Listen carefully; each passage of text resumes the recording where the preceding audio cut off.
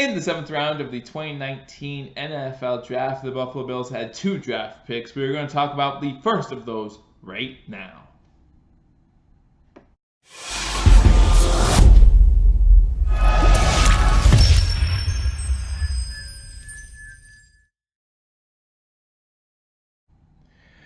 Welcome to Believers Talk. My name is Joe, and welcome to another draft breakdown edition of Believers Talk, where we break down every single one of the 2019 Buffalo Bills draft picks. This time we're talking about Darryl Johnson, defensive end, 7th round pick. Before we do that, however, I want to remind everyone, if you haven't already, hit that subscribe button, guys. Hit that subscribe button. Not only do we have you covered on all of the 2019 Buffalo Bills NFL draft picks, we have you covered on all the Buffalo Bills 2019 free agents, and also have you covered for camp, preseason, and then into the regular season when we give you live play-by-play reaction right here on Believers Talk. So hit that subscribe button, hit that notification bell, and then leave a comment, leave a like. Let me know what you think. So we want to talk about Darryl Johnson, 7th round pick, number 225 overall. Darryl Johnson is 6 foot 6 inches, 253 pounds, from North Carolina A&T. Went to high school in Georgia, originally from Kingsland, Georgia, went to Camden County High School. The thing about Darryl Johnson from North Carolina A&T, he is the first player from North Carolina A&T to be drafted by the Buffalo Bills. First player ever, so congratulations to him on that. But, you know, we talk about Darryl Johnson, we talk about a guy who came out maybe a little early, junior coming out of college. Maybe a surprise to some people. A lot of people feel like those small town kids should stay, or the small school kids should stay there till his senior year, get time to beef up, which is something that Darryl Johnson needs to do, even though he is 6'6", 253 pounds, good size for a defensive edge rusher. We know how the Buffalo Bills have been working on the defensive line all off season, but you have to wonder, a 7th round draft pick, will he make it onto the Buffalo Bills roster? We know the 21 so far free agent signings by the Buffalo Bills. We know that we're at that 97 number as far as roster signings so far. We need to get down to 53. Can Darryl Johnson make the 53-man roster? It's no longer like with Ed Oliver, Devin Singletary, all them players, quarter forward. We knew they're making the roster. Right now we have to ask ourselves, is Darryl Johnson someone who can make the roster at defensive end? Leave a comment in the comment section below. Let me know what you think. Can Darryl Johnson make the 2019 Buffalo Bills? So, Darryl Johnson started off 2015 as a redshirt freshman at North Carolina A&T. Then in 2016, he plays in 12 games, does not start a single game, but in those 12 games, he makes 26 tackles, has 6.5 of those tackles for a loss. That's something about this kid that you'll see when I break down his stats. Lots of tackles for losses. It's unreal how many times this guy gets into the backfield. 26 tackles, 6.5 tackles for loss, 2 sacks, and most important number for the 2016 season, 6 of his tackles were on special teams. Why is that so important? Because I believe in order to make this team, he's going to have to do so by the special teams route, right? You talked about Bojan Joseph possibly being on the roster, needing to work on special teams, possibly his first year or two. This is another guy here that if he wants to make the team, Darryl Johnson, he will have to do so from a special teams point of view. Again, maybe with the idea of in a few years, he'll be an edge rusher for the Bills. Again, since both Hughes and Lawson will be gone, or their contracts end at the end of this upcoming football season. So maybe there's a future plan for Darryl Johnson, but I just find it hard to see him making the team this year.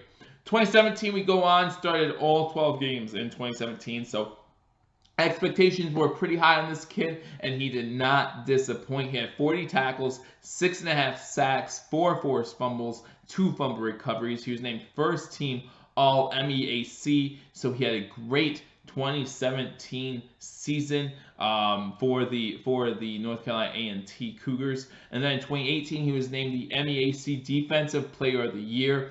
12 games, 12 starts, 55 tackles. 19 of those 55 tackles were tackles for losses. 10.5 sacks, led the MEAC conference in sacks. So he set out to break those goals. He made those goals for himself. He said he'd be Defensive Player of the Year and he'd lead the conference in sacks. He did just that last season. And again, it comes out his junior year, announces his intention to go into the NFL draft, becomes the 3rd North Carolina A&T player in 3 years to get drafted. This guy in the 7th round, 225 overall. Some of the highlights of this guy, again, it's hard to see highlights of guys drafted in the 7th round, right? It's hard to watch those as much as we want. We know we're gonna find breakdowns of Ed Oliver's game, right? We know we're going to find breakdown of Cody Ford's game, but when you're talking about breaking down Darryl Johnson, it's a little bit harder to do for someone who's trying to find, channels on YouTube, videos on YouTube, things like that. I was able to find a couple, and I have to say he has a pretty big wingspan, and I know that a lot of pro scouts actually consider that a good thing. I actually think there's a limit to how wide your wingspan should be, and what wingspan is, guys, obviously is from fingertip to fingertip stretched out, right? So I feel like if you have too long of a wingspan, it leaves you open easier for holds, right? Because you can reach the guy out there, but you can't push, right? You have no push, so what you do, you grab. And so I feel like sometimes a long wingspan, even though it can help you, because you can reach blocks that some others can't reach, or get around blocks that some others can't get around, sometimes it could lead to bad things. But again, this guy's a defensive end. Not too many times where he'll be, maybe he'll be reaching for the running back and grabbing him, but not too many times where he might be called for defensive holding as long as he's attacking the quarterback. That's another good thing about this guy, is once he is attacking the quarterback, he has good closeout speed on the quarterback, so that's pretty good. Again, you listen in 2018 talking about 19 tackles for a loss, so obviously his closing speed is pretty good. But however, you do have to think of it this way: he is playing against lesser talent, lower level talent, and you hate to say that, but you're talking about a guy who played in the MEAC. Not exactly a lot of pro NFL players coming out of that conference, but I've said before on here, and I'll say it again, I do like these small town kids, right? You listen to this kid's story, Darryl Johnson. Here's a guy who was woken up by his father at 4:30 every morning growing up from the age of 12.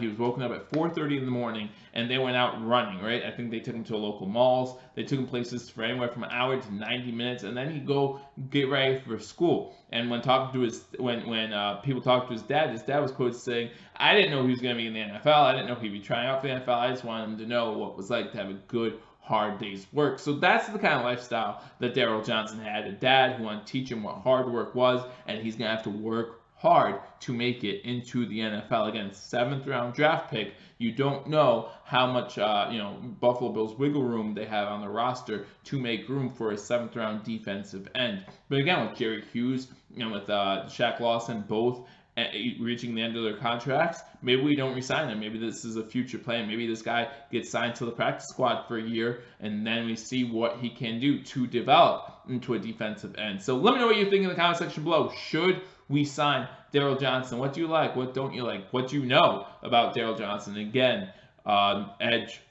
defensive end from North Carolina A&T, 6'6", 253 pounds. The Buffalo Bills 7th round, 225th draft pick overall. So again, let me know what you think in the comment section below. We will be back for one more episode of this draft breakdown as we get to our last pick of the 2019 NFL Draft. We'll keep you updated on all the free agency news. Just signed a new free agent. I think it's number 21, if my math is correct.